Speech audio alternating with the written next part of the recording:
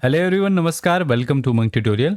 दोस्तों, आज के इस वीडियो लेक्चर में हम जानेंगे काकतीय वंश के बारे में। ये जो काकतीय वंश का वीडियो एक है, भाग एक है, इसमें बेसिक इंट्रोडक्शन समझेंगे कि इस वंश की उत्पत्ति कैसे हुई, इसके प्रमुख शासक कौन कौन से हैं और कुछ शासकों के बारे में भी समझने का प्रयास करेंगे। तो चलिए शासन की शुरुआत करते हैं। सबसे पहले जो हमारा छत्तीसगढ़ का मध्यकालीन इतिहास था, उसमें हम लोगों ने कलचुरी वंश, फड़ी नागवंश, छिंदक नागवंश को देख लिया था। आज की जो क्लास रहेगी बेसिकली वो इंट्रोडक्शन रहेगा काकतीय वंश का। देखिए, बस्तर वाले क्षेत्र में अगर हम लोग प्राचीन काल में बात करें तो यहाँ नल वंश का शासन था। ठीक है, प्राचीन इतिहास में देखते हैं। मध्यकालीन में स्टार्ट में आपका रहता है छिंदक नागवंश का। देन उसके बाद आते हैं 1324 के बाद अन्नम देव, जो अंतिम छिंदक नागवंश के शासक हरिश्चंद्र हैं, उनको पराजित कर काकतीय वंश की नींव रखते हैं। तो काकतीय वंश जो है वो याद रखिएगा अभी भी विद्यमान है, लेकिन 1947 में क्या हुआ था, भारत संघ में विलय हो जाने के कारण हम लोग 1947 तक पढ़ते हैं। वर्तमान में जो इनके राजा हैं, काकतीय वंश के अभी शासक या राजा बोल सकते हैं, वो हैं कमल चंद्र भंजदेव जी। तो उसको नहीं जानना है, बस इतना जानना है कि प्राचीन काल में हम लोग नल वंश को पढ़ते थे बस्तर वाले क्षेत्र में, फिर मध्यकालीन के प्रारंभिक में छिंदक नागवंश, और उसके बाद जब मध्यकालीन में 1324 के बाद से हम लोग देखते हैं किसको, काकतीय वंश को। बस्तर वाले क्षेत्र में ये जो काकतीय वंश है, ये वंश कैसे आया, तो सबसे पहले इसका निर्माण या इसका जो स्थापना हुआ है, ये बस्तर क्षेत्र में नहीं हुआ। काकतीय वंश वास्तव में वारंगल का वंश है। ठीक है, तो हम लोग स्टार्टिंग समझते हैं वारंगल के काकतीय वंश से। ठीक है, अगर हम लोग इसको मैप के माध्यम से समझें तो ये वाला जो क्षेत्र है, इसमें किसका शासनकाल था, काकतीयों का। अब ये काकतीय यहाँ कैसे आए, तो याद रखिएगा, आपको एक चीज याद रखना है, चालुक्य। क्या चीज याद रखना है, चालुक्य। कहाँ के चालुक्य, तो कल्याणी के चालुक्य। आप नाम सुनते हैं, वातापी के चालुक्य, वेंगी के चालुक्य, बादामी के चालुक्य या कल्याणी के चालुक्य, ऐसे अलग अलग चालुक्य के नाम सुनते हैं। ठीक है, तो जो कल्याणी के चालुक्य हैं, उनके ये क्या हुआ करते थे, सामंत हुआ करते थे। जो वारंगल के काकतीय वंश हैं, उनके जो शासक बने हैं, उनके पूर्वज क्या थे, कल्याणी के चालुक्य के सामंत थे। धीरे से क्या हुआ, इसको हम लोग मैप में समझें तो ये जो काकतीय किंगडम है, यहाँ पहले हुआ करता था इस टाइप का, ऐसे करके ये हुआ करता था क्या, चालुक्यों का। अब ये जो चालुक्य हैं, वो उनका क्या हो जाता है, विघटन हो जाता है। तो तीन अलग अलग शाखाओं में ये टूट जाती हैं, जिसमें से एक काकतीय बनते हैं। तो काकतीय कौन है अगर पूछा जाए तो कल्याणी के चालुक्य के सामंत थे, और बाद में चालुक्यों के पतन के पश्चात इन्होंने अपनी स्वतंत्र सत्ता स्थापित की। क्लियर है।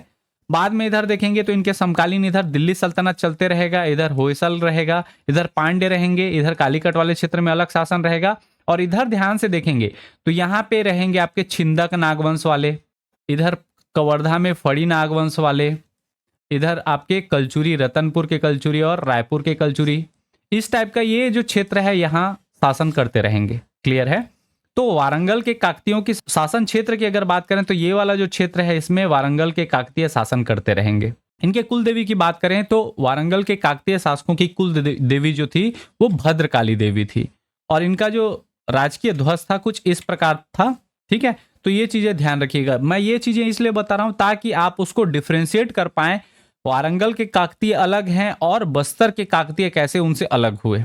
अब इसको थोड़ा सा डिफ्रेंशिएट करते हैं ताकि आपको समझने में आसानी हो। ये जो शासन क्षेत्र है, ये है आपका कल्याणी के चालुक्यों का। कल्याणी के चालुक्यों के अंतर्गत ही बेतराज प्रथम जो है, इनका नाम मिलता है बेतराज प्रथम, इनके सामंत हुआ करते थे, जो आपके इस क्षेत्र पर शासन करते थे, इस क्षेत्र के सामंत थे। ठीक है, ये पूरा था। इसमें से ये वाला जो क्षेत्र है, ऐसे मैं मार्क कर रहा हूं, यहाँ पे कौन शासन कर रहे थे, बेतराज प्रथम। ठीक है, इसके बाद इनके पुत्र होते हैं प्रोल्लाराज प्रथम, जो 1030 से 1075 ईस्वी तक शासन करते हैं इसी क्षेत्र पर। और ये अभी भी याद रखिएगा, कल्याणी के चालुक्यों के क्या हैं, सामंत हैं, प्रोल्लाराज प्रथम और बेतराज प्रथम। प्रोल्लाराज प्रथम के पुत्र का नाम रहता है, याद रखिएगा, बेतराज द्वितीय, और बेतराज द्वितीय के पुत्र होते हैं कौन, प्रोल्लाराज द्वितीय। तो सेम नाम आपको रिपीट मिलेगा, ये प्रथम है, ये प्रथम, और ये द्वितीय, और ये द्वितीय, सेम नाम है, बेतराज, प्रोल्लाराज, बेतराज और प्रोल्लाराज। यहां तक हम लोग पहुंच गए 1158 ईस्वी। प्रोल्लाराज द्वितीय की दो संतानें होती हैं। इनके जो बड़े पुत्र होते हैं उनका नाम रहता है प्रताप रुद्रदेव प्रथम। इनका शासन अवधि 1158 से लेकर 1196 ईस्वी तक रहता है। याद रखिएगा, इनको ही काकतीय वंश का आदि पुरुष के रूप में जाना जाता है। अर्थात प्रोल्लाराज द्वितीय के बाद संभवतः इन्होंने स्वतंत्र काकतीय वंश की नींव रखी होगी। ठीक है, कहाँ के काकतीय, तो याद रखिएगा वारंगल के काकतीय। तो वारंगल के काकतीयों की नींव किसने रखी, तो प्रताप रुद्रदेव प्रथम, इसलिए इनको काकतीय वंश का आदि पुरुष या प्रथम जो संस्थापक है वो माना जाता है। क्लियर है। इसके बाद इनका कोई संतान नहीं था, प्रताप रुद्रदेव प्रथम की कोई पुत्र नहीं थे, तो इसलिए इनका जो छोटा भाई है महादेव वो शासक बनता है 1196 ईस्वी से लेकर 1199 ईस्वी, अर्थात 3 साल तक। इसके बाद याद रखिएगा ये वृद्धावस्था में ऑलरेडी पहुंच चुके हैं, 3 साल ये शासन करेंगे, 3 से 4 साल। और इनकी 2 संतानें होती हैं, एक पुत्र और एक पुत्री। पुत्र का नाम क्या रहता है, तो गणपति रहता है, जो शासन करेंगे 1199 से 1262 तक, लगभग आपके 63-64 साल का शासन काल रहता है। तो ये सबसे प्रतापी शासक माने जाते हैं, खूब साम्राज्य विस्तार करते हैं। कौन, राजा गणपति। ठीक है, ये किसके पुत्र हैं, महादेव के। इनकी एक बहन रहती है, इनकी बहन का नाम रहता है क्या, मैलाम्बा देवी।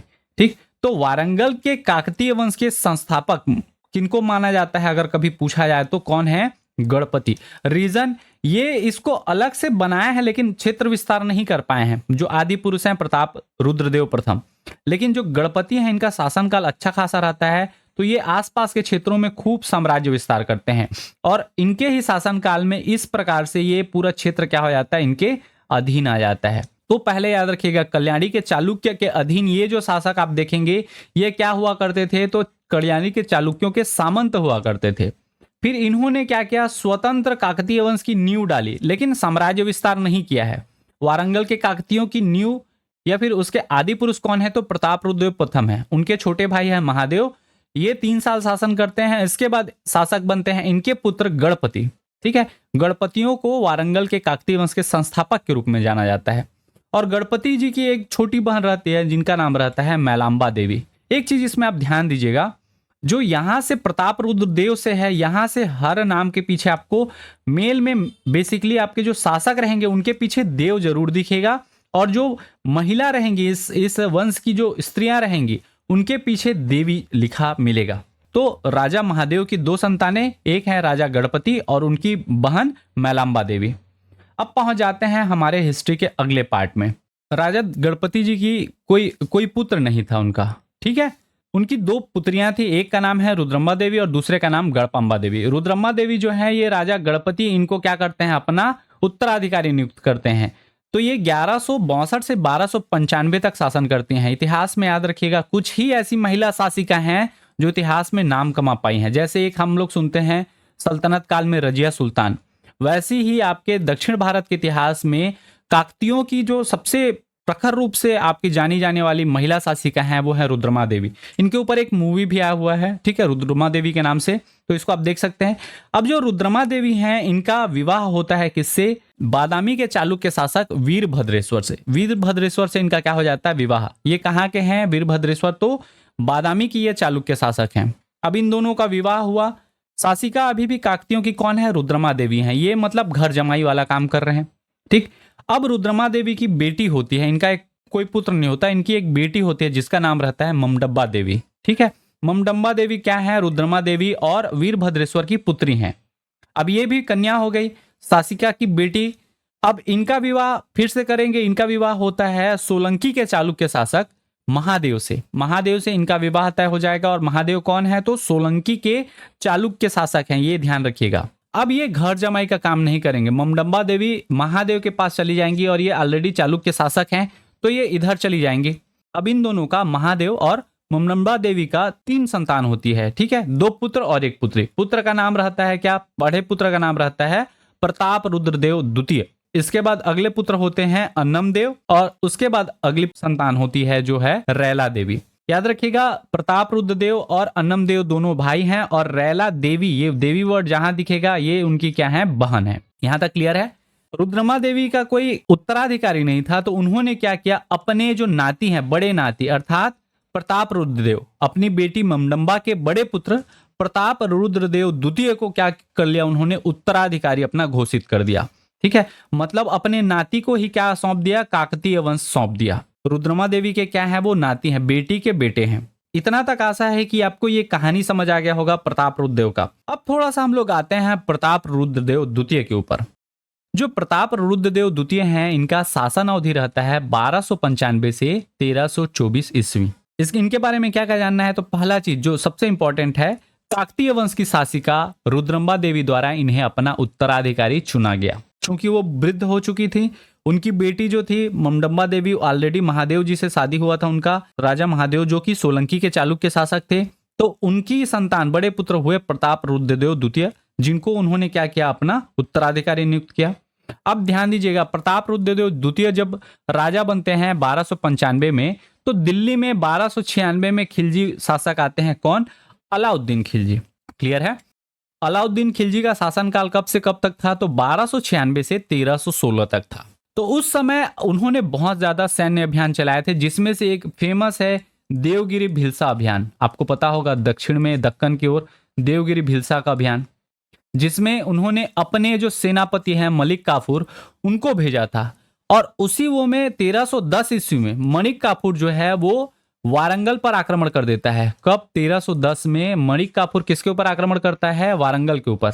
ठीक है, जिसमें प्रताप रुद्रदेव ने आत्मसमर्पण कर दिया था। उनसे लड़ने से नाम ही फेमस था उनका, ऑलरेडी देवगिरी भिलसा को जीत चुके थे।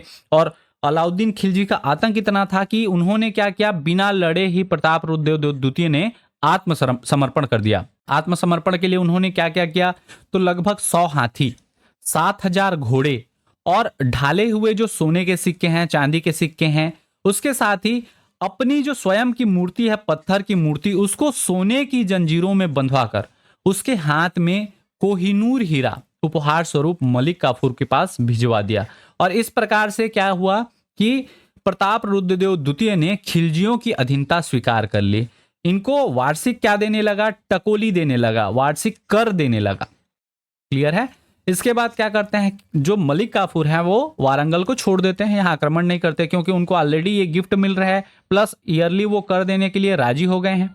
ठीक है, अब इसके बाद क्या होता है, 1316 में अलाउद्दीन खिलजी की क्या हो जाती है, मृत्यु हो जाती है। अब देखते हैं 1316 में जब ये अलाउद्दीन खिलजी की मृत्यु हो जाती है, और ये ऑलरेडी खिलजियों की अधीनता स्वीकार किए थे। खिलजियों के बाद आते हैं कौन? तुगलक। तो इन्होंने तुगलकों की अधीनता को स्वीकार करना बंद कर दिया, स्वीकार करने से मना कर दिया। इसका मतलब क्या है कि जो वार्षिक कर वो दे रहे थे, ये कर उन्होंने दिल्ली भेजना बंद कर दिया।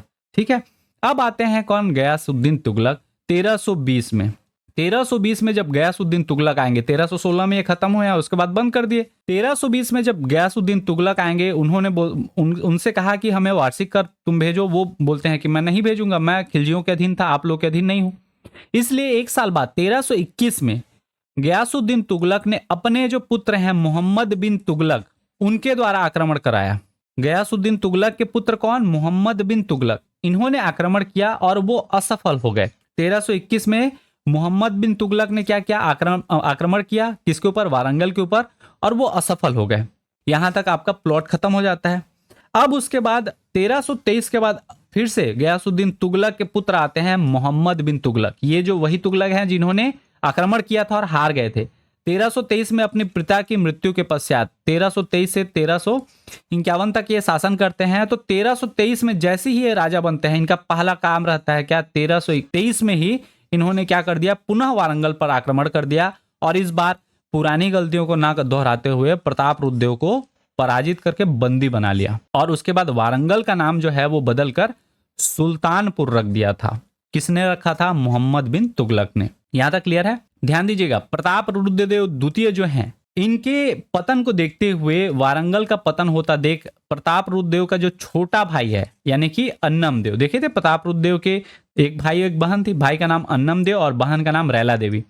तो इनका जो छोटा भाई अन्नमदेव है, जो उनका उत्तराधिकारी भी था, उत्तर की ओर बढ़ना प्रारंभ किया तथा विजयपुर, जो वर्तमान बीजापुर है, से होते हुए बारसूर पहुंचकर अंतिम छिंदक नागवंशी शासक हरिश्चंद्र को परास्त कर बस्तर में काकतीय वंश की नींव डाली। किसने डाली? तो याद रखिएगा, अन्नमदेव ने। अब थोड़ा सा इसको मैं मैप के माध्यम से आपको अगर बताऊं, ये हमारा क्या है? काकतीय वंश है। पहले काकतीय वंश ऐसा हुआ करता था प्रताप रुद्रदेव के समय, प्रताप रुद्रदेव द्वितीय, ऐसा लिख दे रहा हूं, प्रताप दो।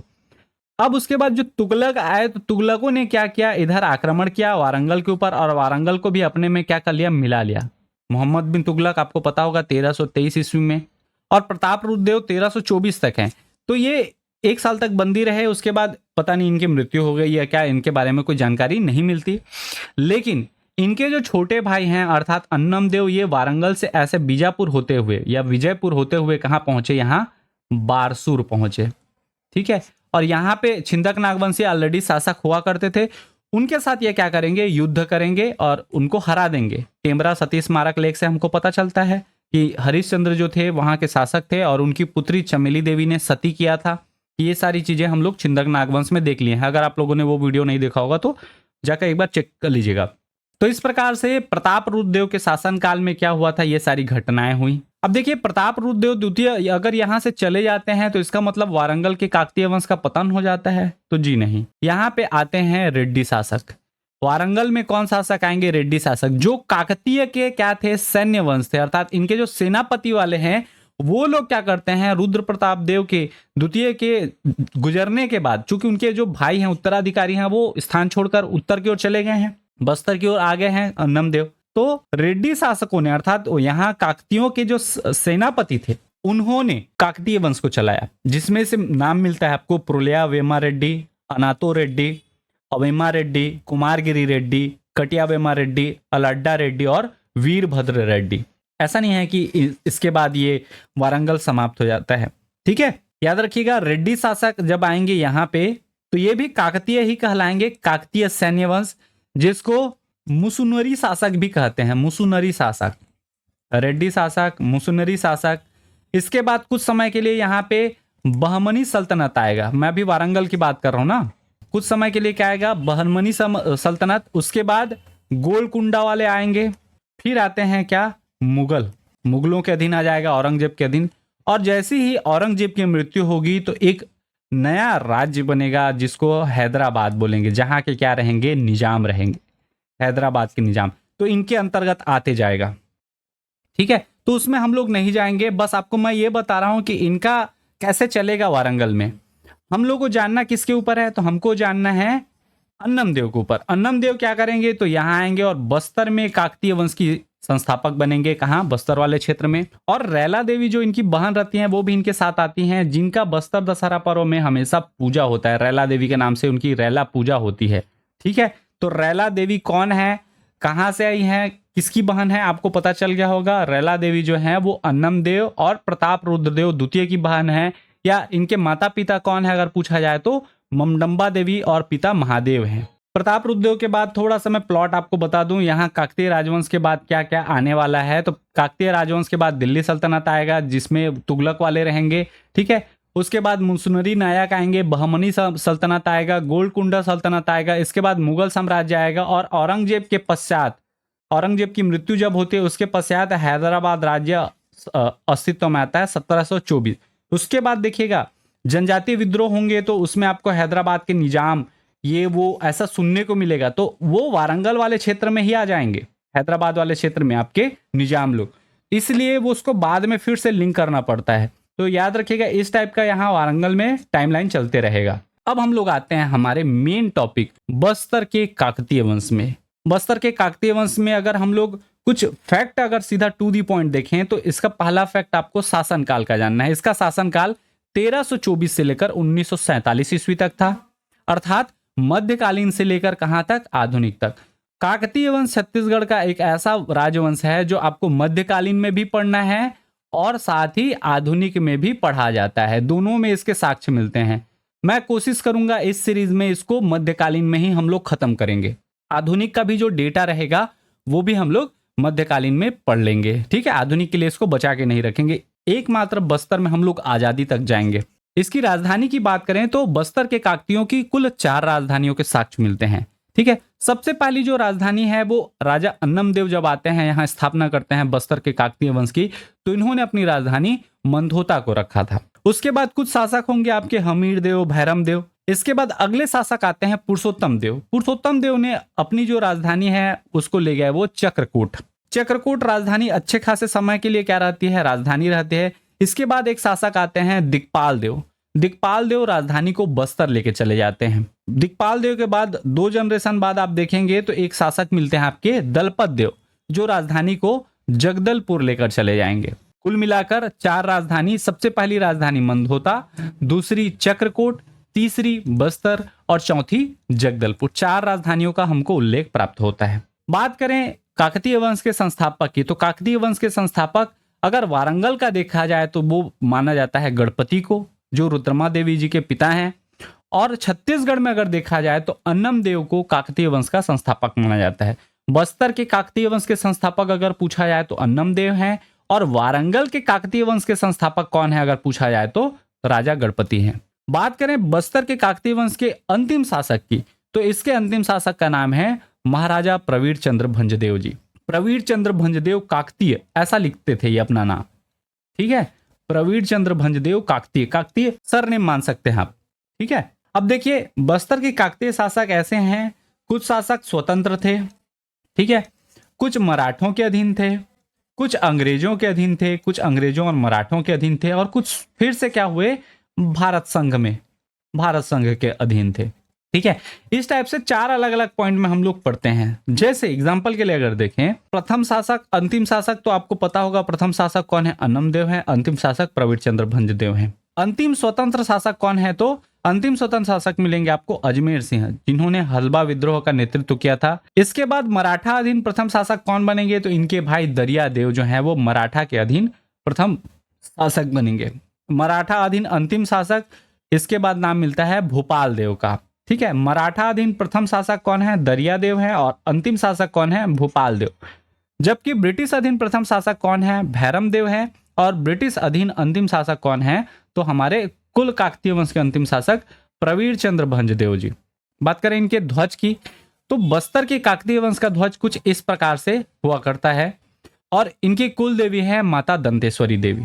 अभी देखिए जो आपको टू दी पॉइंट फैक्ट बताया, इस फैक्ट को रटने की आवश्यकता नहीं पड़ेगी अगर आप मैं आगे की जो स्लाइड बता रहा हूं उसको समझते हैं। हम लोग बात करते हैं बस्तर के काकतीय वंश के शासकों की वंशावली। तो सबसे पहले राजा हमको नाम मिलता है अन्नम देव, जो 1324 में क्या करते हैं, छिंदक नागवंशीय अंतिम जो शासक रहते हैं हरिश्चंद्र, उनको पराजित कर देते हैं। और उसके बाद 1324 से 1369 ईस्वी तक अन्नम देव शासन करते हैं मंदहोता में। मंदहोता की राजधानी इनका रखते हैं, ठीक है। अन्नम देव के बाद इनके उत्तराधिकारी होते हैं, उनका नाम रहता है हमीर देव या हमीरू देव। इनका शासनकाल 1369 से लेकर 1410 ईस्वी तक रहता है, और इनकी राजधानी भी कहाँ रहती है, मंदहोता रहती है। हमीर देव के बाद इनके उत्तराधिकारी होते हैं भैरव देव। भैरव देव का शासनकाल 1410 ईस्वी से लेकर 1468 ईस्वी तक रहता है, और इनकी भी राजधानी कहाँ रहती है, मंदहोता ही रहती है। अब इसके बाद राजा आते हैं, अगले शासक जो है वो पुरुषोत्तम देव आते हैं। पुरुषोत्तम देव का शासनकाल याद रखिएगा 1468 से 1534 रहता है, और पहली बार ये ऐसे शासक हैं जिन्होंने राजधानी को मंदहोता से बदलकर चक्रकोट ले गए। पुरुषोत्तम देव वही शासक हैं जिन्होंने रथ पर्व, गुंचा पर्व, बस्तर दशहरा ये सब का शुरुआत किया था। पुरुषोत्तम देव के बाद अगले शासक हमारे नाम मिलते हैं जय सिंह देव। जय सिंह देव का शासनकाल 1534 से लेकर 1558 ईस्वी तक था। तो राजधानी यहाँ जो बदल रही है मैं वो आगे मेंशन कर रहा हूँ, याद रखिएगा। अन्नम देव राजधानी लेके जाएंगे मंदहोता, और पुरुषोत्तम देव लेके जाएंगे कहाँ, चक्रकोट। जय सिंह देव के बाद अगले जो शासक मिलते हैं हमको वो है नरसिंह देव। नरसिंह देव का शासनकाल 1558 से लेकर 1602 ईस्वी तक था। नरसिंह देव के बाद अगले शासक हैं प्रताप राजदेव। प्रताप राजदेव 1602 से लेकर 1625 ईस्वी तक शासन करते हैं। प्रताप राजदेव के बाद अगले शासक बनते हैं जगदीश राजदेव। जगदीश राजदेव का शासनकाल 1625 से लेकर 1639 ईस्वी तक है। जगदीश राजदेव के बाद इसके उत्तराधिकारी बनते हैं वीर नारायण देव जी। वीर नारायण देव का शासनकाल 1639 से लेकर 1654 ईस्वी तक था। वीर नारायण देव के बाद अगले शासक नाम मिलते हैं हमको वीर सिंह देव। वीर सिंह देव का शासनकाल 1654 से लेकर 1680 तक था, और सभी की जो राजधानी थी वो याद रखिएगा चक्रकोट ही थी। चक्रकोट में राजधानी, वीर सिंह देव अंतिम शासक हैं चक्रकोट में, जिनकी राजधानी आपकी चक्रकोट रहेगी। इसके बाद अगले शासक हमारे आते हैं दिक्पाल देव। दिक्पाल देव 1680 से लेकर 1709 तक शासन करते हैं, और इन्होंने राजधानी परिवर्तित करके बस्तर लेके चले गए। चक्रकोट से राजधानी बस्तर कौन लेके जाएगा, दिक्पाल देव। दिक्पाल देव के उत्तराधिकारी कौन बनते हैं, तो याद रखिएगा राजपाल देव, जिनका शासनकाल 1709 से लेकर 1721 ईस्वी तक था। राजपाल देव की 2 पत्नियां थी। एक पत्नी जो थी उनका नाम बघेलिन था, एक का नाम चंदेलिन था, ठीक है। दो इनकी पत्नियां थी, बघेलिन और चंदेलिन। आगे बताऊंगा मैं वो कहानी इसमें से जो बघेलिन है वो छोटी रहती हैं और चंदेलिन बड़ी रहती हैं। और इसी चंदेलिन जो रानी है उनका भाई को चंदेल मामा कहा जाता है। ठीक है, ये याद रखिएगा। राजपाल की चंदेल मामा जो हैं वो राजपाल के क्या थे, साले साहब थे। ठीक है, एक चंदेलिन और दूसरी बघेलिन। तो इस चंदेलिन रानी जो है उनके चंदेल मामा 1721 में क्या होता है, राजपाल देव की जब मृत्यु हो जाती है तो कुछ समय के लिए शासन संभालते हैं चंदेलिन रानी के भाई अर्थात चंदेल मामा। 1721 से लेकर 1731 तक ये शासन करेंगे, मतलब 10 साल शासनकाल किसके किसके हाथों में रहेगा, चंदेल मामा के। अब राजपाल देव के 3 अलग अलग संतानें होती हैं 2 रानियों से, जिसमें से रानी चंदेलिन के 2 पुत्र होते हैं, दलपत देव और दक्षिण सिंह देव, जबकि बघेलिन से प्रताप सिंह देव होते हैं। कुल मिलाकर राजपाल देव की 3 संतानें, दलपत देव, प्रताप सिंह देव और दक्षिण देव। ठीक है, दलपत देव और दक्षिण देव चंदेलिन रानी से पुत्र होते हैं और बघेलिन रानी से प्रताप सिंह देव। अब क्या करते हैं, जो दलपत देव है इन्होंने 1731 में अपने मामा चंदेल मामा की हत्या कर देते हैं 10 साल बाद, रक्षाबंधन के अवसर पर।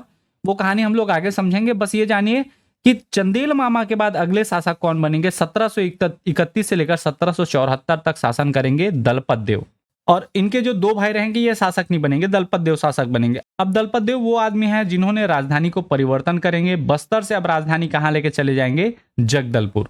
जगदलपुर कौन राजधानी लेके जाएंगे, तो दलपत देव। दलपत देव की 4 संतानें होती हैं। बड़े पुत्र का नाम रहता है अजमेर सिंह देव, इसके अलावा दरिया देव, उमराव सिंह देव और गजराज सिंह देव। इसमें से दलपत देव के पटरानी के जो पुत्र रहते हैं अजमेर सिंह, ये शासक बनते हैं। 1774 से 1777 तक 3 साल शासन करते हैं, और इन्हीं के शासनकाल में हलबा विद्रोह होता है, उसका नेतृत्व करते हैं। ठीक है, उसके बाद इनके जो छोटे भाई रहते हैं वो इन्हीं से विद्रोह कर देते हैं, मराठों से संधि कर लेंगे, कोटपाड़ की संधि। और 1777 में इनकी हत्या करने के बाद 1777 से 1800 तक दरिया देव क्या करते हैं, शासक बनते हैं। किसके, काकतियों के। बस्तर के काकतियों के शासक कौन बनेंगे, दरिया देव। अब थोड़ा सा इनके ऊपर आ जाते हैं। दरिया देव पहली बात तो मराठों से कोटपाड़ की संधि किए हैं, तो ये मराठों के अधीन आ जाते हैं। संधि करने के बाद बहुत सारी शर्तें उनके पर आरोपित करते हैं, और मराठों के अधीन आने वाले प्रथम शासक हो जाते हैं कौन, दरियादेव। ठीक है, दरियादेव के बाद इनके उत्तराधिकारी बनते हैं कौन, महिपाल देव, जिनका शासनकाल रहता है 1800 से लेकर 1842 ईस्वी तक। महिपाल देव आपके अंग्रेजों और मराठों दोनों के अधीन शासन करते हैं, मतलब यहां अंग्रेज भी अब इंक्लूड हो चुके हैं, ध्यान रखिएगा। पहले सिर्फ मराठे थे इसमें, दरियादेव में मराठे, अब यहां पे अंग्रेज प्लस मराठे दोनों आपको देखने को मिलेंगे महिपाल देव में। महिपाल देव की 2 संतानें होती हैं, एक का नाम रहता है भूपाल देव और दूसरे का नाम रहता है दलगंजन सिंह देव। जो भूपाल देव हैं इनका शासन अवधि रहता है 1842 से 1853। इनके पुत्र होते हैं भैरम देव, जिनका शासनकाल रहता है 1853 से 1891, जबकि जो दलगंजन सिंह रहते हैं इनके पुत्र का नाम लाला कालिंद्र सिंह देव रहता है। अब ये नाम मैं आपको क्यों बता रहा हूँ, दलगंजन सिंह, लाला कालिंद्र, ये आगे आपको जब पढ़ेंगे तो स्टोरी में पता चलेगा, लेकिन ये लिंक करके चलिएगा। ठीक है, बात करें अगर भैरम देव का, तो भैरम देव ऐसे शासक बनेंगे जो संपूर्ण रूप से या पूर्ण रूप से अंग्रेजों के अधीन शासन करेंगे। भैरम देव अंग्रेजों के अधीन आ जाएंगे, अब मराठे नहीं रह गए हैं। आपको पता होगा 1853 और 1891 के बीच इनका शासन काल है। 1857 में क्रांति हुई थी, उससे पहले ही 1818 में सीताबर्डी के युद्ध में हार चुके हैं, और 1830 तक तो इनका पूरा सफाया हो जाता है छत्तीसगढ़ में। तो इस प्रकार से जो काकतीय हैं वो काकतीय पूर्ण रूप से 1853 में कहाँ आ चुके हैं, न मराठे हैं, अब सिर्फ कौन आए हैं, अंग्रेज हैं। तो भैरम देव से अब जितना भी रहेगा वो कंपनी के अधीन रहेगा या फिर ब्रिटिश क्राउन के अधीन रहेगा। भैरम देव के बाद इनके उत्तराधिकारी होते हैं रुद्र प्रताप देव। रुद्र प्रताप देव का शासनकाल 1891 से लेकर 1921 है। रुद्र प्रताप देव के बाद इस वंश की, छत्तीसगढ़ के काकतीय वंश की प्रथम महिला शासिका आती हैं, जिनका नाम रहता है प्रफुल्ल कुमारी। ठीक है, प्रफुल्ल कुमारी का शासन अवधि रहता है 1921 से 1936। इनका विवाह जो होता है वो याद रखिएगा, ये राजकुमार रहते हैं, इनका विवाह उड़ीसा के मयूरभांज के राजकुमार से होता है। मयूरभांज के राजकुमार, वो स्टोरी हम लोग आगे देखेंगे। अब इनकी एक संतान होती है जिसका नाम रहता है प्रवीर चंद्र भंजदेव, जिनको आज भी बस्तर का भगवान के रूप में पूजा जाता है। ठीक है, प्रवीर चंद्र भंजदेव, इनका शासन अवधि 1936 से लेकर 1966 था। अब ध्यान दीजिएगा, ये 1936 से 1966 के बीच में 1947 भी आता है, और इसी 1947 में इन्होंने भारत संघ में विलय किया था। विलय पत्र पर हस्ताक्षर करने वाले काकतीय शासक कौन है? प्रवीर चंद्र भंजदेव। और इनकी मृत्यु क्यों हुई थी? तो याद रखिएगा गोली कांड हुआ था। आगे हम लोग वो पूरा स्टोरी भी कवर करेंगे। तो उसके कारण इनकी मृत्यु 1966 में हुई थी। प्रवीर चंद्र भंजदेव यहां में खत्म हो जाना चाहिए, लेकिन हम लोग अभी के डेट तक पहुंचते हैं। प्रवीर चंद्र भंजदेव के बाद इनके पुत्र होते हैं जिनका नाम रहता है विजय चंद्र भंजदेव। ये राजा नहीं बनेंगे, याद रखिएगा, भारत संघ में विलय हो गया है, लेकिन इनकी पदवी आज भी हम लोग इनको राजा साहब ही बोलेंगे। ठीक है, तो राजा अगले रहेंगे विजय चंद्र भंजदेव, उसके बाद उनके पुत्र भरत चंद्र भंजदेव, और अभी वर्तमान जो बस्तर के राजा हैं, जो माता दंतेश्वरी की पूजा करते हैं, ठीक है, बस्तर दशहरा में जिनकी पालकी आती है, वो हैं आपके कमल चंद्र भंजदेव जी। ठीक है, अभी जो वीडियो बना रहा हूं इस टाइम तक हमारे जो काकतीय वंश के राजा हैं, वर्तमान राजा, वो कौन है? कमल चंद्र भंजदेव जी। कमल चंद्र भंजदेव काकतीय। क्लियर है? तो इसको अगर हम लोग समअप करें, जितना चीज देखे हैं, तो कुछ इस प्रकार से इसकी वंशावली रहेगी। सबसे पहले शासक आएंगे अन्नम देव, उसके बाद दूसरे नंबर पर हमीर देव, तीसरे नंबर पर भैरव देव, चौथे नंबर पर पुरुषोत्तम देव, पांचवें शासक हैं जय सिंह देव, छठवें शासक हैं नरसिंह देव, सातवें हैं प्रताप राजदेव, आठवें जगदीश राजदेव, नौवें शासक वीर नारायण देव, 10वें शासक वीर सिंह देव, 11वें शासक दिक्पाल देव, 12वें शासक राजपाल देव। और ये जो है ये चंदेल मामा, याद रखिएगा, इनके बाद आते हैं।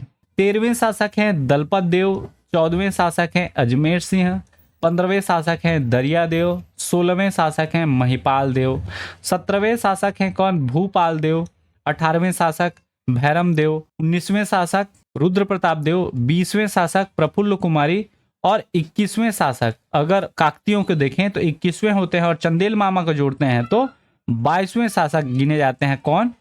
प्रवीर चंद्र भंजदेव जी। देखिए इनका क्रम जो रहेगा वो कुछ इस प्रकार से रहेगा। अन्नम देव के बाद हमीर देव, फिर भैरम देव, पुरुषोत्तम देव, फिर ये ऐसे जाएंगे। अगला लाइन इस प्रकार से, इसके बाद शासक बनेंगे दलपत देव। जो अगर हाइलाइटर नहीं लगा है जैसे इन दोनों में, तो ये राजा नहीं बनेंगे। जिनके में हाइलाइटर लग रहा है वही राजा बनते चले जाएंगे। ठीक है, इसमें सबको याद रखना है क्या? तो जी नहीं, बस इतना को एटलीस्ट आप लोग याद रखिएगा जो आपको हाईलाइटेड अभी दिख रहा है। बाकी को मैं थोड़ा धुंधला कर दिया हूं। ठीक, अन्नम देव, हमीर देव, भैरम देव, पुरुषोत्तम देव, प्रतापराज, राजपाल, दलपत देव, अजमेर देव, दरिया देव, महिपाल देव, भूपाल देव, भैरम देव, रुद्र प्रताप देव, प्रफुल्ल कुमारी और प्रवीर चंद्र भंजदेव। इतने नाम एटलीस्ट आपको याद होना चाहिए। ठीक है, ये हमारे काकतीय वंश के ऐसे शासक हैं जिनसे एग्जाम में क्वेश्चन बनते हैं, पूछे जाते हैं। अब इसमें आपको एक चीज मैं बता दूं, आप कैसे याद रखेंगे कौन सा मराठों के अधीन है, कौन सा अंग्रेजों और मराठों के अधीन है, और कौन सा अंग्रेजों के अधीन है। तो देखिए अन्नम देव से आप जाते हैं, अन्नम देव से अजमेर सिंह तक, ये अन्नम देव है, यहां से स्टार्ट करिए, और यहाँ है हमारे अजमेर सिंह, यहाँ तक। यहाँ जितने भी आपको ऊपर में ये शासक दिख रहे हैं ऐसे करके, इधर अगर जाते हैं ऐसे ऐसे ऐसे ऐसे, ये जितने शासक दिख रहे हैं ये सभी शासक क्या हैं? स्वतंत्र शासक हैं। मतलब काकतीय शासक ऐसे हैं जो किसी के अधीन नहीं है। उसके बाद दरियादेव क्या करेंगे? मराठों से कोट पाड़ की संधि करेंगे, और ये मराठों के अधीन प्रथम शासक गिने जाते हैं। इसके बाद मराठों के अधीन एक ही शासक मिलेगा। इसके बाद दो शासक आपके महिपाल देव और भूपाल देव, ये दोनों आंग्ल मराठा अधीन शासन रहेंगे, अर्थात अंग्रेजों और मराठों के अधीन, महिपाल और भूपाल। और उसके बाद भैरम देव नाम से जो शासक मिलते हैं, भैरम देव, प्रताप रुद्र देव, प्रफुल्ल कुमारी, प्रवीर चंद्र भंजदेव, ये सभी जो हैं ये ब्रिटिश अधीन आपको शासक देखने को मिलेंगे। ये जितने शासक हैं ये ब्रिटिश अधीन रहेंगे। क्लियर है? चलिए, इसको जो मैं आपको बताया उसको सिंपल शब्दों में अगर बताऊं तो कुछ इस प्रकार से हमारे शासक हैं: अन्नम देव, हमीर देव, भैरव देव, पुरुषोत्तम देव, प्रतापराज, राजपाल, दलपत देव और अजमेर सिंह। इसके बाद दरिया देव, महिपाल देव, भूपाल देव, भैरव देव, रानी चूरिस, रुद्र प्रताप देव, प्रफुल्ल कुमारी, प्रवीर चंद्र भंजदेव, विजय चंद्र, भरत चंद्र, कमल चंद्र। इनको याद नहीं भी करते हैं कोई दिक्कत नहीं। इसमें से इसका कोड अगर आप लोग चाहें, वैसे तो कोड बनाना कोई अच्छा चीज नहीं है, लेकिन मैं आपको ऐसे ही बता रहा हूं। एक कोड आप याद रख सकते हैं, अभैर पुरुप्रतराज। इसको हम लोग डिकोड करें तो ये होंगे अन्नम देव, हमीर देव, भैरव देव, पुरुषोत्तम देव, प्रतापराज और राजपाल। अहभैर पुरुप्रतराज, अहभैर पुरुप्रतराज, ये एकदम ऐसे याद करिए, अहभैर पुरुप्रतराज। दूसरा लाइन बनता है दिल आज दरिया में ही, दिल आज दरिया में ही। अब ये सिली सा कोड है, अह भैर पुरु प्रतराज दिल आज दरिया में ही। भू भैर चोरु प्रफुल्ल प्रविभकम। ठीक है, भू भैर चोरु प्रफुल्ल प्रविभकम। ये याद करने के लिए बस कोड बता रहा हूं, ऐसा नहीं है कि ये ऐसा कुछ नाम आप याद रख सकते हैं। तो कोड क्या होगा, अह भैर पुरु प्रतराज दिल आज दरिया में ही, भू भैर चोरु प्रफुल्ल प्रविभकम। ठीक, दिल से याद रखिएगा, ये होंगे दलपत देव। अज से होगा अजमेर सिंह, दरिया से होगा दरिया देव, और मेही से होगा महिपाल देव। भू से होगा भूपाल देव। और याद रखिएगा यहाँ एक भैर आया है तो ये भैरव हो गया है, तो ये भैरम होगा। दूसरे नंबर पर भैरम देव। चोरू से याद रखिएगा, चो से होगा रानी चोरिस, और रू से होगा रुद्र प्रताप देव। प्रफुल्ल से रानी प्रफुल्ल कुमारी, प्र से प्रवीर चंद्र भंजदेव, वी से विजय चंद्र, भ से भरत चंद्र, और कम से कमल चंद्र। इस प्रकार से ये कोड आप बनाकर याद रख सकते हैं। सेम चीज है, अह भैर पुरु प्रतराज दिल आज दरिया में ही, भू भय चोरू प्रफुल्ल प्रविभकम। ऐसा करेंगे 4-6 बार आप याद करेंगे तो ये पूरे नाम आपको याद हो जाएंगे। मैं इसकी गारंटी देता हूँ। 2-4 बार आप बस बोलने का प्रयास करिएगा, आपको सारे नाम याद हो जाएंगे। इतने नाम जो हैं ये बहुत इंपॉर्टेंट हैं। चलिए स्टार्ट करते हैं हमारे काकतीय वंश के, बस्तर के काकतीय वंश के संस्थापक अन्नमदेव के बारे में। इनका जो शासनकाल था वो 1324 से लेकर 1369 ईस्वी तक था। अन्नमदेव के बारे में क्या जानना है, तो अन्नमदेव ने 1324 ईस्वी में हरिश्चंद्र देव, जो कि अंतिम आपके क्या है छिंदक नागवंशीय शासक, उनके ऊपर आक्रमण कर दिया। और इस आक्रमण में हरिश्चंद्र देव और उनकी पुत्री जो चमेली देवी हैं उनकी मृत्यु हो जाती है। किसी कारणवश चमेली देवी जो है सती हो जाती हैं, कुल मिलाकर उनकी भी क्या हो जाती है, मृत्यु हो जाती है। और इस प्रकार जो अन्नमदेव हैं उन्होंने स्वतंत्र बस्तर के काकतीय वंश की नींव डाली। कहां पे, बस्तर में। अन्नमदेव का एक उपनाम मिलता है अन्नमराज। ये अन्नमराज उपनाम कहां से पता चलता है हमको, तो याद रखिएगा दंतेवाड़ा शिलालेख से। दंतेवाड़ा शिलालेख से हमको ज्ञात होता है कि अन्नमदेव का एक उपनाम था अन्नमराज। वारंगल का पतन होता देखकर प्रताप रुद्रदेव का छोटा भाई अन्नमदेव, जो कि उसका उत्तराधिकारी भी था, उत्तर की ओर बढ़ना प्रारंभ किया और विजयपुर, जो वर्तमान बीजापुर है, वहां से होते हुए बारसूर पहुंचकर अंतिम छिंदक नागवंशीय शासक हरिश्चंद्र को परास्त कर बैसाख शुक्ल पक्ष अष्टमी, ये ध्यान रखिएगा, 1324 ईस्वी। बैसाख शुक्ल पक्ष बोलने का अर्थ है आपका मई का महीना होगा। बैसाख महीना नॉर्मली मई में आता है। को उन्होंने क्या किया था, बस्तर में काकतीय वंश की नींव डाली थी और उस दिन सिंहासनारूढ़ हुए थे, अर्थात सिंहासन पर बैठे थे। बस्तर के काकतीय वंश या फिर चालुक्य वंश के प्रथम शासक या वास्तविक संस्थापक के रूप में जाने जाते हैं अन्नमदेव। अब देखिए काकतीय वंश हम लोग बोल रहे हैं वारंगल के काकतीय, यहाँ चालुक्य तो अलग है, तो चालुक्य क्यों बोला जाता है इसको थोड़ा सा ध्यान रखिएगा। आपको बैक स्टोरी में मैं फिर से लेके जाना चाहूंगा। अन्नमदेव की जो माता थी इनका नाम था ममडंबा देवी, आपको याद होगा ममडंबा देवी। और इनका विवाह हुआ था, वेट्स अगर मैं कर दूं, इनका विवाह किससे हुआ था, तो याद रखिएगा इनका विवाह हुआ था महादेव से। और ये सोलंकी के चालुक्य थे, याद है। तो इनके पिता के साइड से ये क्या है, चालुक्य हैं, और माता के साइड से क्या है, काकतीय हैं। अब आप बोलेंगे बस्तर के काकतीय क्यों, तो बस्तर के काकतीय इसलिए कहा जाता है क्योंकि इनके भैया जो थे अन्नमराज, वो काकतीय वंश के शासक थे, उत्तराधिकारी थे, और उन्होंने अपना उत्तराधिकारी किसको बनाया था, अन्नमदेव। तो ये काकतीयों के उत्तराधिकारी होने का कारण इनको काकतीय शासक माना जाता है।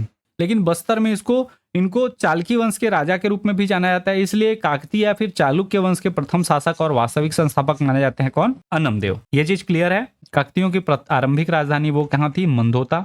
और साथ ही इनकी जो रानी या फिर जिनको राजमहिषी कहा जाता था, इनकी जो रानी है या राजमहिषी, उनका नाम था सोन कुंवर चंदेलिन। ये ध्यान दीजिएगा, ये चंदेलिन और बघेलिन, ये दो ऐसे कॉन्सेप्ट हैं जो आपको सबसे ज्यादा दिखेंगे काकतियों में। अगर कभी एग्जाम में फलाना चंदेलिन अगर नहीं भी जानते हैं तो तुक्का मारिएगा काकतीय शासकों के ऊपर। चंदेलिन और बघेलिन वाले सरनेम वाली राजकुमारियां या महारानी आपको देखने को मिल जाएंगे। सोन कुंवर चंदेलिन ये जो थी वो चंदेल राजकुमारी थी, इसलिए इसको चंदेलिन कहा जाता है। मैं इसके बारे में इतिहास में और कई बार बता चुका हूँ, बोलचाल में बोल दिया जाता है, बिलासपुर से आए रहेगी तो बिलासपुरहीन, रायपुर से आए रहेगी तो रायपुरहीन। तो उस प्रकार से ये चंदेल राजकुमारी थी, इसलिए इसको चंदेलिन बोला जाता था। ठीक है, सोन कुंवर चंदेलिन। इसके अलावा इनका जो राजध्वज था, उन्होंने ये वाला राजध्वज अडॉप्ट किया था। वारंगल के जो काकतीय हैं उनका राजध्वज अलग था, और जो बस्तर के काकतीय हैं उनका राजध्वज अलग था, और ये राजध्वज आज भी चलता है। ये चीज ध्यान रखिएगा। बस्तर के काकतीय, अगर कभी आप बस्तर जाते हैं, वहां के जो बस्तर स्टेट है देखेंगे तो ये ध्वज आपको देखने को मिलेगा। क्लियर है। इसके अलावा बस्तर के हल्बी, भतरी और मिश्रित लोक गीतों में अन्नम देव को चालकी वंश का भी राजा कहा गया है। आपको बताया हूं चालुक्य वंश के कैसे थे, तो इनके पिता का नाम क्या था, महादेव था, तो इसलिए इनको चालकी वंश का राजा भी कहा जाता है। अन्नम देव के बाद याद रखिएगा इनके बाद जितने भी शासक आए, बस्तर के सभी शासक चंद्रवंशी कहलाने लगे। अब देखिए एक चीज मैं आपको जो फैक्ट बता रहा हूं वो है निर्माण, दंतेश्वरी मंदिर दंतेवाड़ा का निर्माण। अब यहाँ पे थोड़ा सा मैं रेक्टिफाई करना चाहूंगा। स्रोतों में देखिए ये निर्माण पढ़ा जाता है, कई स्रोतों में ये पढ़ा जाता है क्या कि इन्होंने इसका जीर्णोद्धार कराया था। सीजी हिस्ट्री में जाते हैं तो आपको स्रोत मिलता है कि इन्होंने क्या कराया था, इसका निर्माण कराया था। जबकि आप अगर इनकी वेबसाइट में जाते हैं या फिर इंडियन हिस्ट्री में जाते हैं तो आपको मेजॉरिटी आपको मिलेगा जीर्णोद्धार ही कराया था, बनवाया नहीं था। ठीक है, तो वो संशय का विषय है और मैं उसमें नहीं पढ़ना चाहूंगा। आप लोग ये ध्यान रखिएगा निर्माण या जीर्णोद्धार ये दोनों में से कोई काम कराए हैं कौन, अन्नम देव। लेकिन एक काम किए हैं, दंतेश्वरी मंदिर में कुछ तो काम कराए हैं, तो ये ध्यान में रखिएगा। इसके बारे में थोड़ा सा समझ लेते हैं। ये जो है आपकी माता दंतेश्वरी का मंदिर है, इसको कहा जाता है क्या, गरुड़ स्तंभ। देखिए दंतेश्वरी मंदिर की स्थापना के लिए एक किंवदंती भी चलती है, वो किंवदंती मैं आपको बता दे रहा हूँ स्टोरी के रूप में, आप लोग ध्यान दीजिएगा। जो दंतेश्वरी मंदिर माता हैं इनको पहले माणिक्य देवी के नाम से जाना जाता था, ऐसा कहा जाता है माणिक्य देवी। अब इसके स्रोत भी मिलेंगे धीरे से, वो मैं आगे बताऊंगा। जो माणिक्य देवी हैं ये किनकी कुल देवी थी, तो याद रखिएगा छिंदक नागवंशीय शासकों की। अब चूंकि अन्नम देव छिंदक नागवंशीय अंतिम शासक हरिश्चंद्र को हरा चुके हैं, पराजित कर चुके हैं, तब माणिक्य देवी को पता चलता है कि जो अन्नम देव हैं वो मेरी शरण में आए हैं, तो माणिक्य देवी उससे प्रसन्न हो जाती हैं। माता माणिक्य देवी अन्नम देव से कहती हैं कि तू उत्तर की ओर आगे बढ़ और जितना दूर तू आगे जाएगा वो सारा क्षेत्र, जो सारा क्षेत्र है वो तेरा हो जाएगा, उसको तू जीत जाएगा, वो तेरे अंतर्गत आ जाएगा। ये कौन कहती है, माणिक्य देवी। राजा धीरे धीरे क्या होते हैं, उत्तर की ओर जाते जाते हैं, जाते जाते हैं, जाते जाते हैं। बीच में आता है क्या, संकिनी डंकिनी नदी का संगम। अब यहाँ पे माता की जो पायल की घुंघरू है वो चलते चलते पानी में जाएंगे तो घुंघरू की आवाज तो नहीं आएगी, और साथ ही रेत में उनका पैर धंस जाता है। इसके कारण राजा को घुंघरू की आवाज आनी क्या हो जाती है, बंद हो जाती है। अब राजा क्या करते हैं, राजा को पहले से कहा जा रहा था कि मुड़ के नहीं देखना है, जितना तुम आगे जाओगे वहां है, मुड़ दिए मतलब मैं वहीं रुक जाऊंगे। और राजा को आवाज जब नहीं आती तो उनको डाउट होता है कि माता आ रही है कि मैं खाली अकेले जा रहा हूँ, तो राजा मुड़ के क्या कर लेते हैं, देख लेते हैं, और माता जो है वहां स्थापित हो जाती हैं, वहां रुक जाते हैं। जहां माता रुकती है वहीं राजा जो है वो दंतेश्वरी मंदिर का निर्माण करते हैं, ऐसा ये किंवदंती है। तो उसी को यहाँ अगर देखें, किंवदंती है कि जब माणिक्य देवी को ज्ञात हुआ कि काकतीय शासक उनकी शरण में आया है तो वे प्रसन्न हो उसे साथ लेकर उत्तर की ओर बढ़ी। उन्होंने राजा से कहा था कि वह आगे आगे चले, फिर किंतु पीछे मुड़कर ना देखे। राजा ने संकिनी डंकिनी नदी के संगम पार करते समय देवी के पायल के घुंघरू रेत में धंस गए और उनके घुंघरुओं की आवाज आना बंद हो गया। राजा ने मुड़कर देख लिया कि देवी आ रही है या नहीं। अपने कथनानुसार देवी वहीं स्थिर हो गई और कालांतर में राजा ने इसी स्थान पर दंतेश्वरी मंदिर बनवाया। अब इसमें देखिए ये जो दंतेश्वरी मंदिर है, आप देखेंगे ध्यान से तो दंतेश्वरी मंदिर में आपको एक शिलालेख देखने को मिलेगा। इस प्रकार से मंदिर प्रांगण के अंदर है, मंदिर के अंदर आपको देखने को मिलेगा क्या, ये शिलालेख। अब इस शिलालेख के बारे में थोड़ा सा मैं आपको लेके चलता हूँ। ये जो शिलालेख है ध्यान दीजिएगा, ये शिलालेख। इससे पहले हम लोग जानते हैं इनके बारे में, जगदेव भूषण नरसिंह देव। ये कौन है, तो ये याद रखिएगा छिंदक नागवंशीय शासक हैं, जिनके दो शिलालेख हमको प्राप्त हुए हैं, दंतेवाड़ा स्तंभ लेख और भैरमगढ़ शिलालेख। ये दंतेवाड़ा शिलालेख वो नहीं है, ये स्तंभ लेख अलग है, ठीक है। तो जगदेव भूषण नरसिंह देव, जिनका एक अन्य नाम था महाराजुल, इनके भैरमगढ़ शिलालेख से हमको ज्ञात होता है कि ये माणिक्य देवी के क्या थे, उपासक थे, अभी बताया था आपको।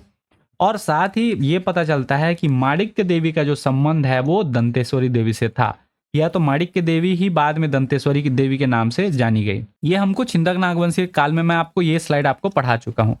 जो आपको मैं बता रहा था 11वीं से लेकर 12वीं शताब्दी के मध्य दंतेश्वरी मंदिर का निर्माण हुआ है, ऐसा कहा जाता है, और 14वीं शताब्दी में आपका इसका जीर्णोद्धार हुआ है लगभग 200 सालों बाद। तो ज्यादा मान्यता यह है कि जगदेव भूषण नरसिंह देव के आसपास के काल में या तो इनके पूर्वज या इनकी कोई संतान, उनके द्वारा दंतेश्वरी मंदिर का निर्माण कराया गया था। अब ये जो स्लाइड है इसमें हम लोग ध्यान से देखें, ये मंदिर का प्रांगण अंदर है और ये है आपका क्या, ये चीज है, ये सेम शिलालेख। इसको थोड़ा जूम इन करें तो ये शिलालेख जो है ये इस प्रकार से है। अब ये जो शिलालेख है ये किसने गुदवाया था या किसने लिखवाया था, तो याद रखिएगा 1703 ईस्वी में लिखाया गया था दिक्पाल देव के द्वारा। दिक्पाल देव द्वारा 1703 ईस्वी में दंतेवाड़ा शिलालेख लिखवाया गया था। मंदिर बनवाया किसने है, तो याद रखिएगा जगदेव भूषण नरसिंह देव जो छिंदक नागवंशीय हैं। और जीर्णोद्धार किसने कराया है, या इसका और जो ऊपर का निर्माण है वो किसने कराया है, तो वो कराया है अन्नम देव ने।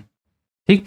और इसमें शिलालेख कब स्थापित किया गया है, कब लिखवाया गया है, तो 1703 में। ये ध्यान रखिएगा अन्नम देव का शासनकाल 1324 से स्टार्ट होता है और 1359 तक रहता है। तो उस बीच में ये क्या करा लेते हैं, मंदिर का जीर्णोद्धार करा लेते हैं। लेकिन 1703 में दिक्पाल देव दंतेवाड़ा शिलालेख यहाँ रखवा के जाएंगे।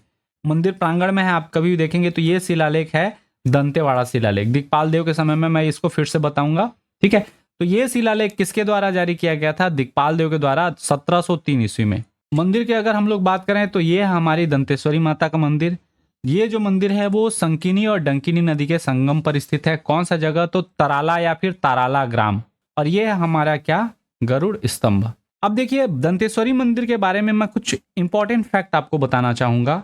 एक इमेज ये वाली देखिए, मैं जो बताना चाह रहा हूं उसको समझिएगा। इस इमेज में माँ जो नौ दुर्गा के रूप है, माँ शैलपुत्री के 2 हाथ हैं, ब्रह्मचारिणी के 2 हाथ हैं। अगर मैं बात करूं चंद्रघंटा माता के तो इनके 10 हाथ मिलेंगे। माँ कुष्मांडा के कितने हाथ हैं, तो 8 हाथ हैं, अष्टभुजी हैं ये। अगर हम लोग बात करें यहाँ स्कंद माता के तो इनके 4 हाथ हैं, कात्यायनी के 4 हाथ हैं, कालरात्रि के 4 हाथ हैं, और यहाँ पे महागौरी के 4 हाथ हैं, सिद्धिदात्री के 4 हाथ हैं। मैं जो आपको बताना चाह रहा हूँ ध्यान दीजिएगा, 2 हाथ 2 हाथ 10 8 4 4 4 4 4 इस टाइप का। किसी भी दुर्गा माता के 9 दुर्गा के किसी रूपों में 6 हाथ नहीं देखने को मिलते। अब देखते हैं यहाँ पे, ये है माँ दंतेश्वरी। आपको पता होगा माँ दंतेश्वरी के लिए बहुत सारी कहानियां प्रचलित हैं, जिसमें से एक जो है किंवदंती वो ये है कि भगवान शिव के द्वारा जब माता सती को लेकर जाया जा रहा था तो भगवान विष्णु ने क्या किया था, उनका शरीर जो है वो अपने सुदर्शन चक्र से विच्छेद कर दिया था।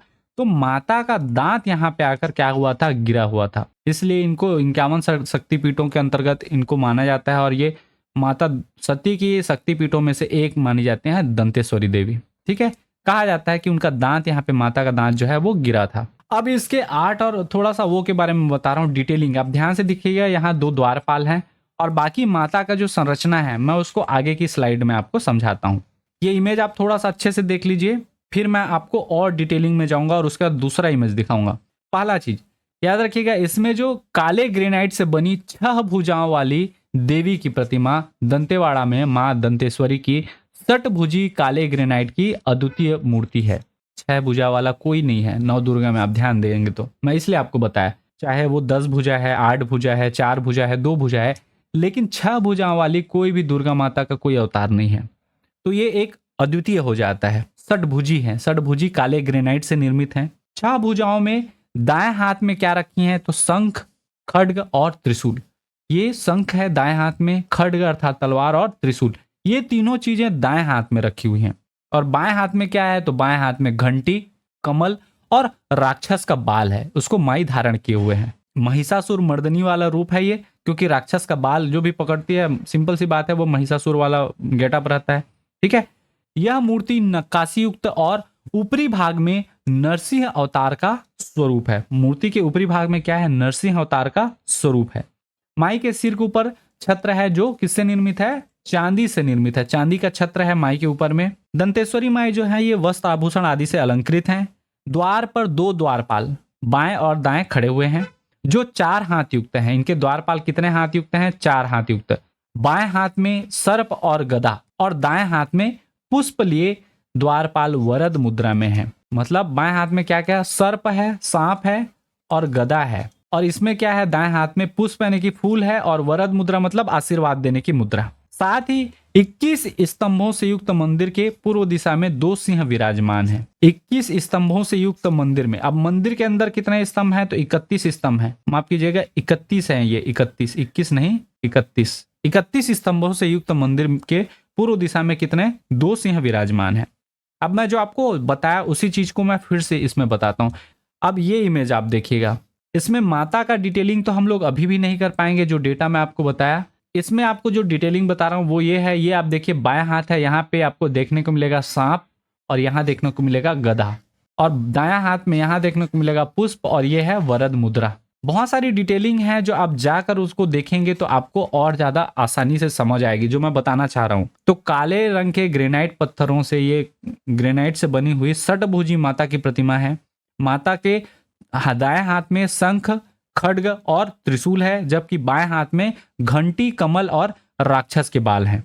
चांदी का छत्र आप देख पाएंगे, यहाँ देखेंगे तो ये जो छत्र है ये चांदी का छत्र है। काले ग्रेनाइट से माता की मूर्ति जो है वो निर्मित है। इस प्रकार से इसका डेटा आप देखिए। आप बोलेंगे कि ये सारा आंकड़ा आपको कहाँ से मिला, आप कहाँ से बता सकते हैं कि ऐसा ऐसा है। तो इसके लिए आप कुछ नहीं करना है, आपको जाना है maadanteswari.in अबाउट हिस्ट्री सेक्शन में। वेबसाइट में जाएंगे तो इनका इतिहास थोड़ा सा मैं पढ़कर बता दे रहा हूँ। यह मंदिर 6 भुजाओं वाली महिषासुर मर्दनी को समर्पित है, जिसे काले पत्थर पर उकेरा गया है। स्थानीय परंपरा के अनुसार शिव की पत्नी सती का एक दांत यहाँ गिरा था, जिससे यह स्थान भारत के शक्तिपीठों में से एक बन गया। दंतेश्वरी देवी मंदिर एक पूर्वभिमुखी मंदिर है, पूर्व दिशा की ओर है, ये भी बता चुका हूँ, और दंतेवाड़ा में संकिनी और डंकिनी नदियों के संगम पर स्थित है। मंदिर में गर्भगृह, अंतराल, मुख मंडप, मुक्ति मंडप जिसको दर्शक दीघा और नट मंडप जैसे घटक शामिल है। गर्भगृह, अंतराल और मुख मंडप का निर्माण पत्थर से किया गया है, जबकि मुक्ति मंडप और नट मंडप का निर्माण टेराकोटा टाइलों से ढके 32 लकड़ी के खंभों से, माफ कीजिएगा 31 बोल लिया था, वो 32 लकड़ी के खंभों की मदद से पिरामिड के आकार में किया गया है। मंदिर के प्रवेश द्वार पर गरुड़ स्तंभ खड़ा है। वर्तमान नटमंडप में एक भैरव मंदिर है जो अतीत में मुख्य मंदिर दंतेश्वरी मंदिर से अलग था, लेकिन बाद में नट मंडप के निर्माण के दौरान भैरव मंदिर इसके अंदर आ गया और यह आज भी अस्तित्व में है। बात करें निर्माण का, इस मंदिर का निर्माण बस्तक के छिंदक नागवंशीय शासकों ने करवाया था। जतनपाल नामक एक पुरातात्विक स्थल से प्राप्त 1224 ईस्वी के एक शिलालेख से पता चलता है कि देवी दंतेश्वरी उक्त छिंदक नागवंशीय राजा नरसिंह देव जगदेव भूषण की कुल देवी थी। भैरमगढ़ के शिलालेख के अनुसार देवी दंतेश्वरी उस समय मणिकेश्वरी देवी या माणिक्य देवी के रूप में जानी जाती थी। दंतेश्वरी देवी मंदिर मुख्य छवि 6 भुजाओं वाली महिषासुर मर्दनी की है और काले पत्थर पर उकेरी गई है। यह स्थान एक शक्तिपीठ के रूप में प्रसिद्ध है क्योंकि शिव की पत्नी सती का एक दांत यहाँ गिरा था। यह मंदिर 11वीं-12वीं शताब्दी का है। इसके बाद 14वीं शताब्दी में इस मंदिर का जीर्णोद्धार अन्नमदेव ने किया, जो वारंगल के प्रताप रुद्र के भाई थे। क्लियर है। और ये डेटा आपको कहाँ मिल जाएगा, तो उसका वेबसाइट का लिंक भी मैं यहाँ दे दिया हूँ, ये वाला। अब आते हैं अन्नमदेव के उत्तराधिकारी हमीरदेव। बात करें इनकी राजधानी की, तो इनकी राजधानी सेम रहेगी, मंदोता। इनकी जो रानी थी या राजमहिषी थी, उनका नाम था श्याम कुमार बघेलिन। मैं आपको पहले ही बताया था चंदेलिन और बघेलिन, ये बघेल राजकुमारी थी। श्याम कुमारी बघेलिन, ठीक है। इनका एक अन्य नाम मिलता है एमीराजदेव या हमीरुदेव।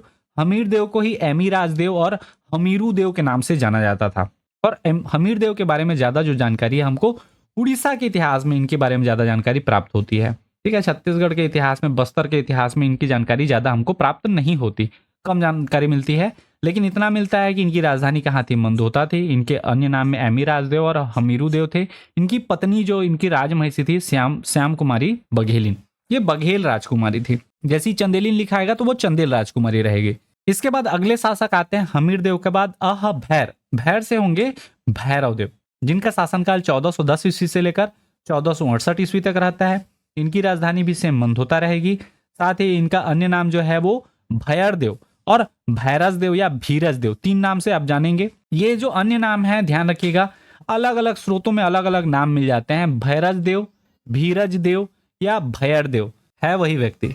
इनकी राजमहिषी या इनकी रानी का नाम क्या था, तो इनकी राजमहिषा का नाम मेघई अचकेरिन, ऑल्सो नोन एज मेघावती। ये मेघावती इंपॉर्टेंट है। और मेघावती या फिर मेघई अचकेरिन जो है, ये आखेट विधा या शिकार में क्या थी, निपुण थी शिकार करने में। इसलिए इनके ये जो साड़ी पहनती थी वो फैशन बन गया उधर का। इसलिए बस्तर अंचल में मेघावती की स्मृति में आज भी मेघी साड़ी प्रचलित है, जो बस्तर का फेमस है मेघी साड़ी। मेघावती ये पहनती थी मेघी साड़ी, इसलिए ये साड़ी ही क्या हो गई, उनके नाम से प्रचलित हो गई, मेघी साड़ी। मेघावती कौन है, तो राजा भैरव देव की पत्नी थी। इनका ओरिजिनल नाम जो था वो मेघई अचकेरिन था। क्लियर है। और इन्हीं मेघई अचकेरिन या मेघावती के स्मृति में ही आज भी मेघी साड़ी प्रचलित है। किधर में, बस्तर वाले क्षेत्र में। मेघावती कौन थी, तो भैरवदेव की पत्नी थी। आखेट या फिर शिकार करने में वो निपुण थी। आज का सेशन हम लोग यहीं समाप्त करते हैं। अन्नमदेव, हमीरदेव और भैरमदेव के बारे में ही जाना है। अगले शासक जो राजधानी परिवर्तन करेंगे उसमें हम लोग आएंगे अगले सेशन में। तो अगला शासक हम लोग देखेंगे किसके ऊपर, पुरुषोत्तम देव। जो राजधानी को लेकर जाएंगे कहाँ, चक्रकोट, क्लियर है। और बस्तर में गुंचा पर्व, बस्तर दशहरा की शुरुआत करेंगे, तो उसको अगली सेशन में जानेंगे। ये हमारे कुछ सोशल साइट्स हैं जिसमें आप हमें फॉलो कर सकते हैं। अगली क्लास में हम लोग इसके भाग 2 में बाकी चीज़ों को जानने का प्रयास करेंगे। अगर वीडियो पसंद आता है तो प्लीज़ वीडियो को लाइक करें, चैनल पर आप नए हैं तो चैनल सब्सक्राइब करें। मिलते हैं बहुत जल्द अगली वीडियो में, तब तक के लिए जय हिंद, जय भारत, वंदे मातरम।